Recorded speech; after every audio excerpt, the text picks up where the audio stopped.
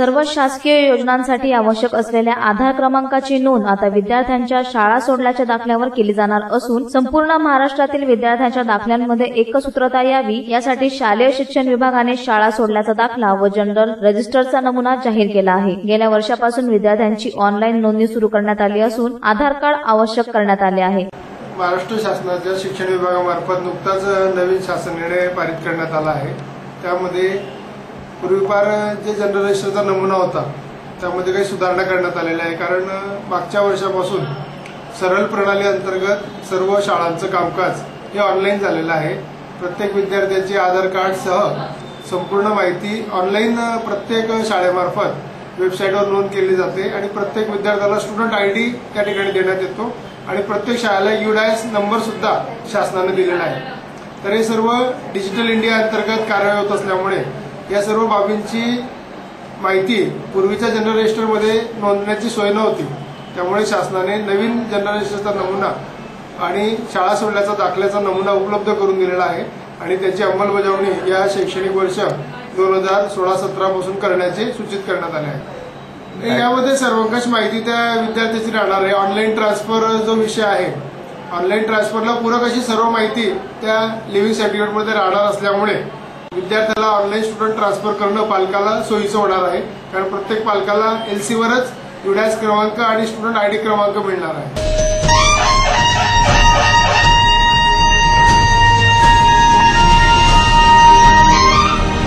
महानिर्मितीचे वीजसंच MOD नुसार बंद ठेवण्याचे षडयंत्र सुरू असताना कोळशाच्या वाहतुकीचे दर वाढवण्यात आले आहेत। यामुळे आता पुन्हा वीज निर्मितीचा खर्च वाढेल। विशेष म्हणजे केंद्र सरकारने कोळसा खाणींपासून 200 ते 700 किमी क्षेत्रातील वाहतुकीसाठी हे दर वाढवल्याने सर्वाधिक फटका महानिर्मितीच्या दीपनगर, पारस, परळी, नाशिक येथील वीज निर्मिती केंद्रांना बसणार आहे।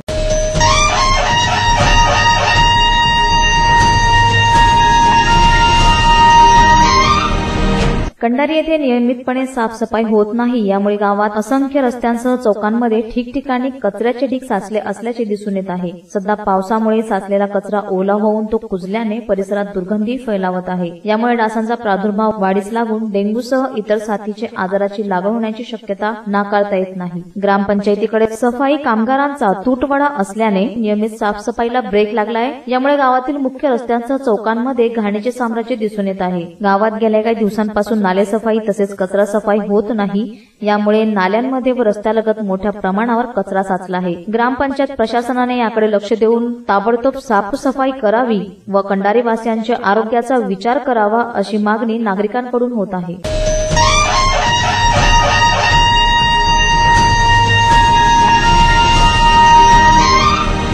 देशातील प्रत्येक घरापर्यंत नवीन वीज जोडणी मोफत उपलब्ध करून देण्यासाठी केंद्र सरकारतर्फे राज्य सरकारना आर्थिक मदत देण्यात येणार आहे। सध्या केवळ दारिद्र्य रेषेखालील कुटुंबांनाच मोफत वीज जोडणी देण्यात येते। केंद्रातील वरिष्ठ अधिकाऱ्यांनी दिलेल्या माहितीनुसार मार्च 2019 पर्यंत देशात सर्वत्र 24 तास वीज पुरवठा करण्याचे केंद्र सरकारचे उद्दिष्ट आहे। त्यानुसार ऊर्जा मंत्रालयातर्फे मोफत वीज जोडणी देण्यासंदर्भात प्रस्ताव तयार करण्यात आला आहे। दारिद्र्य रेषेखालील कुटुंबांसाठी एक आनंदाची बाब, 24 तास त्यांना या ठिकाणी वीज पुरवठा हा मोफत दिला जाणार आहे। संपूर्ण देश 2019 पर्यंत या ठिकाणी वीज पुरवठा मोफत होण्याची माहिती ऊर्जा मंत्र्यांकडून मिळाली आहे। सध्या तर या ठिकाणी दारिद्र्य रेषेखालील कुटुंबांसाठी नवीन वीज जोडणी होऊन राहिली आहे। इतरांसाठी लाभार्थी या ठिकाणी ठरणार, परंतु त्या विषयावर सध्या चर्चासत्र या ठिकाणी सुरू आहेत। केंद्र सरकार हे राज्य सरकारला आर्थिक मदत देऊन ही योजना सध्या या ठिकाणी राबवल्याचा मानस सध्या ऊर्जा मंत्र्यांनी घेतलाय। कॅमेरा रामा ताडेसह विशाल सूर्यवंशी न्यूज, महाराष्ट्र।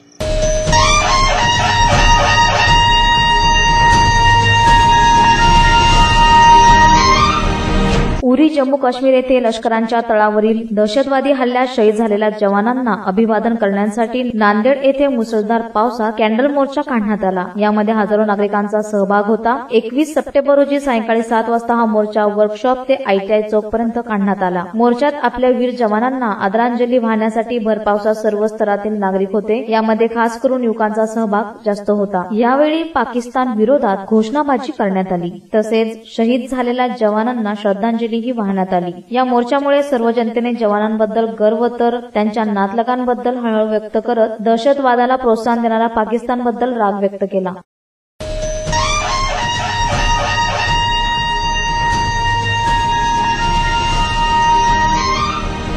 उरी हल्ल्याच्या निषेधार्थ मनसेने मलकापूर येथे नवाज शरीफ यांचे तिरडीवर अंत्ययात्रा काढली. मलकापुरात महाराष्ट्र नवनिर्माण सेनेचे जिल्हा उपाध्यक्ष गजानन ठोसर, शहराध्यक्ष नानासाहेब बाबर यांच्या नेतृत्वात स्थानिक बस स्थानकावरून पाकिस्तानचे पंतप्रधान नवाज शरीफ यांची तिरडीवर अंत्ययात्रा काढून तहसील चौकात आणण्यात आली. तिरडीवर असलेले शरीफ यांच्या प्रतिकात्मक पुतळ्यास संतप्त मनसे सैनिकांनी चपला जोड्यांनी बदलून काढत पाकिस्तान मुर्दाबाद, नवाज शरीफ मुर्दाबाद असे नारे देऊन अंत्यविधी उरकण्यात आला. तदनंतर शहीद जवानांना श्रद्धांजली देण्यात आली. यावेळी मनसे शहर उपाध्यक्ष निखिल चिम, शेख समद कुरेशी, तालुकाध्यक्ष विश्वनाथ पुरकर, तालुका उपाध्यक्ष मोहन पाटील, पंकज पाटील, किशोर राऊत, प्रकाश मेहरा, किशोर गणबास, संदीप राजपूत, श्याम संबारे, शरद खराटे, मंगल गणबास, संजय श्रीनाथ, संतोष सावरकर व आदी मनसे सैनिक सहभागी झाले होते.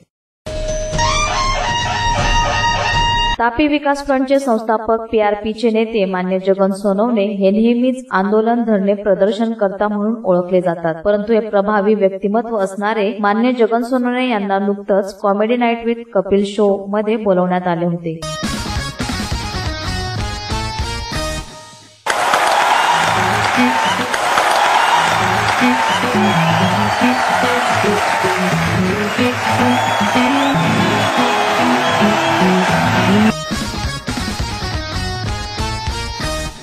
तेथेही मान्य जगन सोनवणे यांनी आपल्या व्यक्तिमत्व आणि भाषणातून व्यासपीठ गाजवले. या शो मध्ये मान्य जगनभाऊ सोनवणे यांच्यासोबत अभिनेता अरबाज खान, अभिनेता सोहेल खान, अभिनेते नवाजुद्दीन सिद्दीकी व अभिनेत्री एमी जॅक्सन यांची उपस्थिती होती. हा मराठी माणूस देशात आणि जगात चमकला. यानिमित्त सर्व स्तराहून जगनभाई सोनवणे यांचे अभिनंदन होत आहे. जावळ तालुक्यातील बामनोद येथे देखील दहशतवादी विरोधी नारे देण्यात आले व त्याच प्रकारे उरी येथे शहीद झालेल्या जवानांना भावपूर्ण श्रद्धांजली वाहण्यात आली. बामनोद येथील PSMS हायस्कूल मधील विद्यार्थी, शिक्षक व पालकांच्या वतीने दहशतवादी हल्ल्यात शहीद झालेल्या सर्व जवानांना श्रद्धांजली वाहण्यात आली. पाकिस्तानच्या दहशतवाद कारवायाविरुद्ध मूक मोर्चा बामनोद येथे काढण्यात आला. यावेळी गावकऱ्यांसह अनेक नागरिक या रॅलीमध्ये सहभागी झाले होते. जम्मू काश्मीर उरी येथे झालेल्या दहशतवादी हमल्यात 17 भारतीय लष्करी जवान शहीद झाले. या शहीदांना शांतीनगर भुसावळ येथे पुखराज प्लाझा चौकामध्ये भावपूर्ण श्रद्धांजली वाहण्यात आली. यावेळी शांतीनगर परिसरातील समस्त नागरिकांच्या तर्फे ही श्रद्धांजली अर्पण करण्यात आली. यावेळी या विभागातील नगरसेवक प्रमोद नेमाडे, रमाकांत भालेराव, अमोल इंगळे, CK पाटील, गिरीश पाटील, किशोर चिंचोले, राजेश पाटील, योगेश पाटील, किरण सरोदे, जितेंद्र बोरोले, तुषार सरोदे, नंदू जोहरी, धर्मेंद्र अग्रवाल, मधु पाटील, बंटी तुते, TV पाटील, अरुण चौधरी, PT चौधरी, शमाकांत धर्माधिकारी इत्यादी नागरिक फार मोठ्या संख्येत उपस्थित होते. यावेळी या परिसरातील सर्व मान्यवरांनी कॅन्डल मार्च केला. यानंतर पुखराज चौकामध्ये येऊन शहीदांच्या प्रतिमेला पुष्पहार अर्पण करण्यात आले व सर्वांनी आपल्या हातात असलेले कॅन्डल्स या ठिकाणी ठेवून या शहीदांच्या वीर मरणाला श्रद्धांजली वाहिल्या.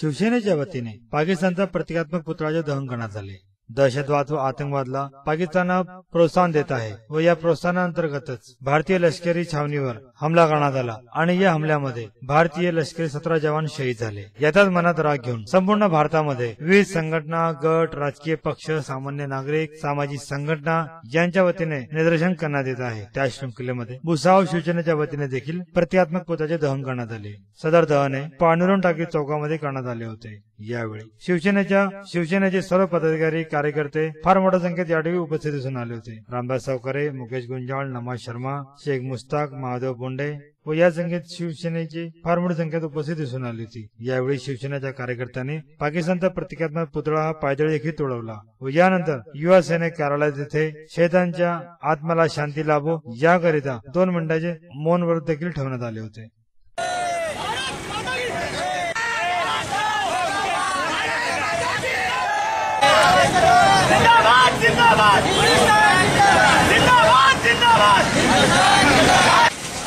निरपराध निर्दोष भारतीय सैनिकांची हत्या केली, त्या हत्येच्या निषेधात भारतीय जवानांना श्रद्धांजली देण्याकरता या कार्यक्रमाचं आयोजन शिवसेनेने केलेलं आहे. 2 मिनिटं सर्वांनी श्रद्धांजली वाहण्याकरता स्तब्ध उभं राहावं.